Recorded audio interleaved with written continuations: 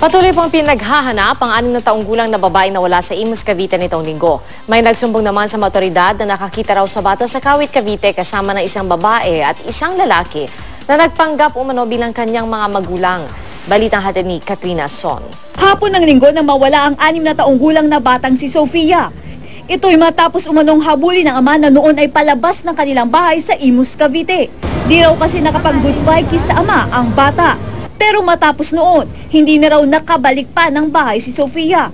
Agad namang inireport ito ng mga magulang ng bata sa police headquarters ng Imus, Cavite.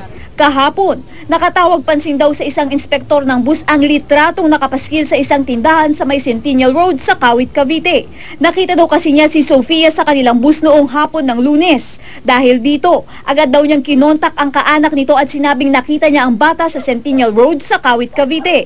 Basta yung bata galing dun sa BB Bus, bumaba tapos nagtatakbo. Takot na takot.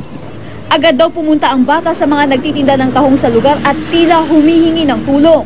May kasama raw itong isang lalaki at isang babae. Maliban kay Sofia, isang bata pa raw ang nakita niyang kasama ng mga ito. Di raw siya kampante sa nakita kaya agad niya itong inireport sa mga pulis.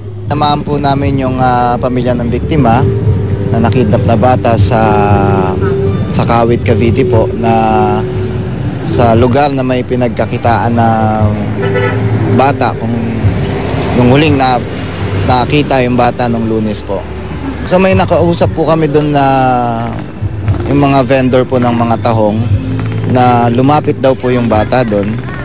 Takot na sinasabing wag siyang ibigay doon sa lalaki. Sa kwento raw ng mga nagtitinda ng tahong, wala na silang nagawa ng sinundan ng bata ng isang lalaki at sabihing anak niya ito. Dito nga raw sa lugar na ito, huling nakita ang bata. Nagtatakbo raw ang bata sa lugar na ito. Humawak pa nga raw ang bata sa kawayang ito dahil ayaw nitong sumama sa mga nagpapanggap nitong magulang. Matapos niyan ay sinabunutan raw ito ng nagpapanggap nitong ina at ipinasok raw papunta nga sa eskinitang ito. Patuloy ang pagtutok ng mga investigador sa kaso habang ang ama ng biktima humihingi ng tulong sa lokal na pamahalaan ng Cavite para mas mapabilis ang paghahanap sa anak.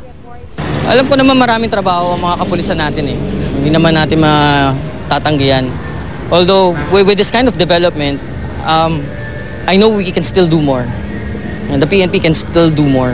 Katrina Son, GMA News.